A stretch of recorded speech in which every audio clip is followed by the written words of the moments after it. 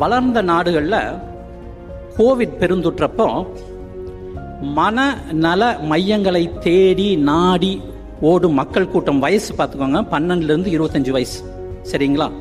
அப்போ அவங்க தேடி நாடி ஓடுறப்போ நம்ம ஊரில் மட்டும் எதனால் மனநல மையங்களை விட்டு விலகி ஓடுகிறோம்? கேள்வி கேட்கணும்.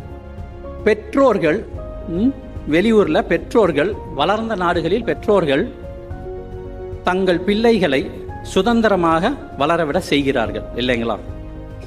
பிறகு நாம் மட்டும் ஏன் அவர்களை பொத்தி பொத்தி வளர்க்க வேண்டும்? பொத்தி பொத்தி வளர்க்க அவங்க என்ன புல் செடிகளா, ஆலமரங்கள் அல்லவா? பிறருக்கு நிழலும் ஞானமும் தரும் போதி மரங்களாக அவர்களை வளர்க்க வேண்டாமா? கேட்கணும், இல்லைங்களா? சர்க்கரை அளவையும் இரத்த கொதிப்பு அளவையும் தினந்தோறும் கவனிக்கும் நாம் நம் மனதின் அழுத்த அளவையும் மனதின் பதட்ட அளவையும் ஏன் தினந்தோறும் கவனிப்பதில்லை?